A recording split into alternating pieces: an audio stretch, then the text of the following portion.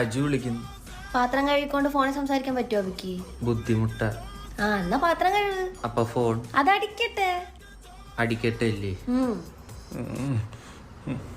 സത്യം പറഞ്ഞ ഇത്രയും വൃത്തികെട്ട കൂട്ടുകാരൻ ഞാൻ ജീവിതത്തിൽ കണ്ടിട്ടില്ല. എന്തുമാര് കല്യാണത്തിനാണ് കാണിച്ചത്? അതെ, അവന്മാരെന്റെ 2ാം ക്ലാസ് തൊട്ടുള്ള കൂട്ടുകാരാ. ആ ഈ 2ാം ക്ലാസ് തൊട്ടാണ് ഇങ്ങനെയുള്ള തൊട്ടി കൂട്ടുകെട്ടുകളിൽ പോയി പെടുന്നത്. അതെ, എനിക്കൊന്ന് പുറത്തു പോണം. ആ പാത്രം കഴുകി തുണി അലക്കിയിട്ട് നമുക്ക് പുറത്തു പോവാം. അതല്ലെന്ന്, എനിക്ക് അവന്മാരായിട്ടൊന്ന് പുറത്തോട്ട് പോണം. ആ പാടില്ല, നമ്മളെന്തിനാ കല്യാണം കഴിച്ചത്? അതന്നെ ഞാനും ആലോചിക്കുന്നു.